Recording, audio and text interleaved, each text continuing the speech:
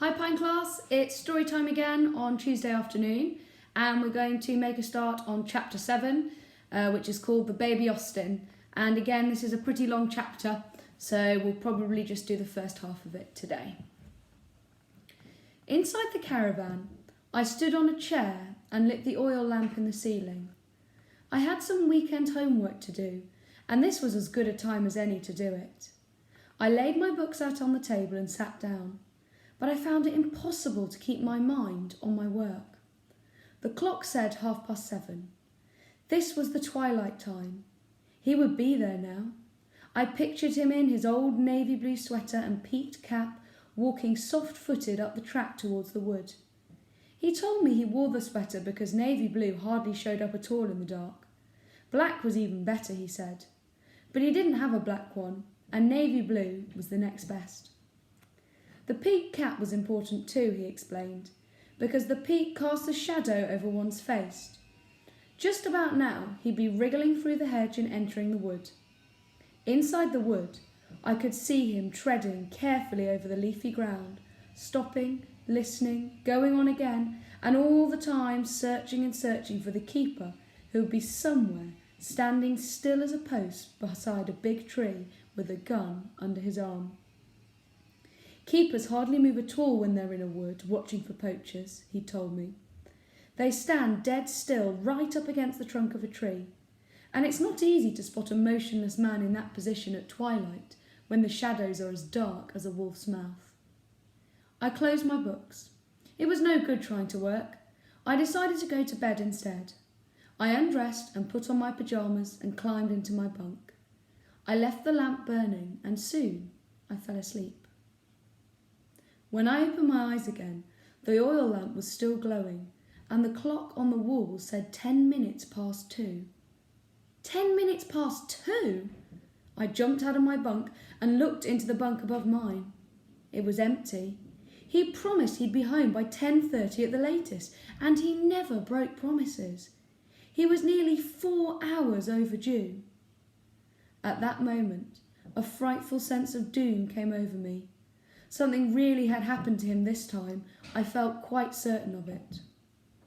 Hold it, I told myself. Don't get panicky. Last week you got all panicky and you made a bit of a fool of yourself.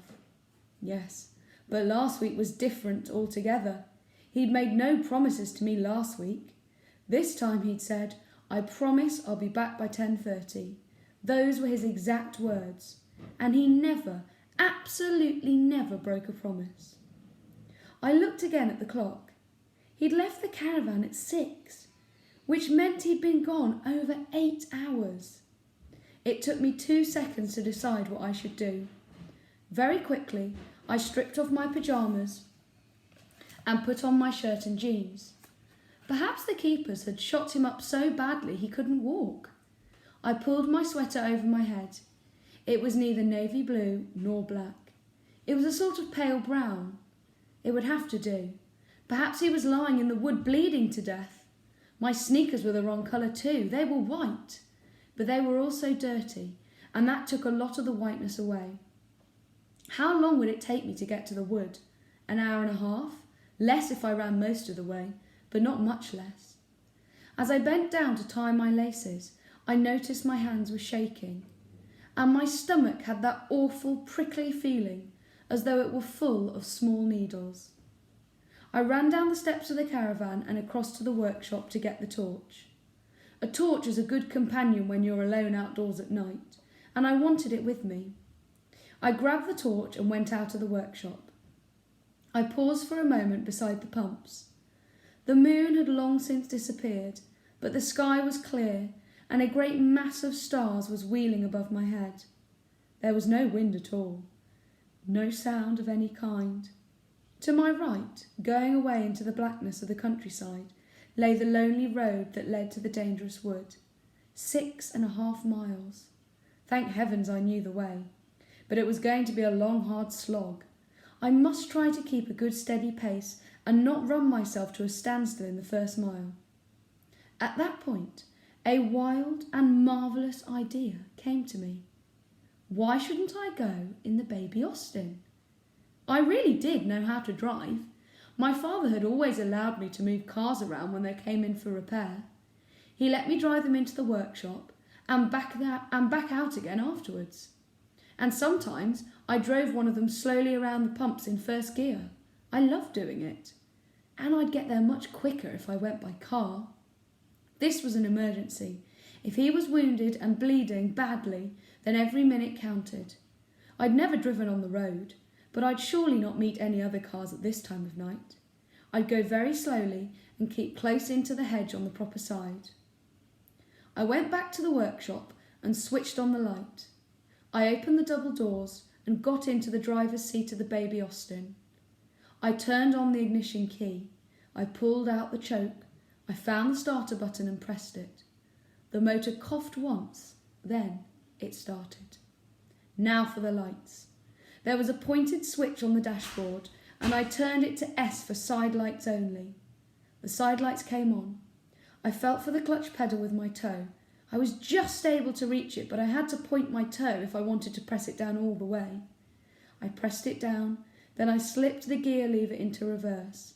Slowly, I backed the car out of the workshop. I left her ticking over and went back to switch off the workshop light. It was better to keep everything looking as normal as possible. The filling station was in darkness, now even except for a dim light coming from the caravan where the little oil lamp was still burning. I decided to leave that on. I got back into the car and closed the door. The side lights were so dim I hardly knew that they were there. I switched on the headlamps. That was better. I searched for the dipper with my foot and found it. I tried it and it worked. I put the headlamps on full. If I met another car, I must remember to dip them, although actually they weren't bright enough to dazzle a cockroach. They didn't give any more light than a couple of good torches. I pressed down the clutch pedal again and pushed the gear lever into first. This was it. My heart was thumping away so fiercely I could hear it in my throat. 10 yards away lay the main road. It was as dark as doomsday. I pressed the clutch very slowly. At the same time, I pressed down just a fraction of an inch on the accelerator with my right toe, and stealthily, oh most wonderfully, the little car began to lean forward and steal into motion. I pressed the shade harder on the accelerator, and we crept out of the filling station onto the dark, deserted road. That's where we'll have to stop today, and we'll find out how Danny gets on with his driving tomorrow. Have a lovely evening.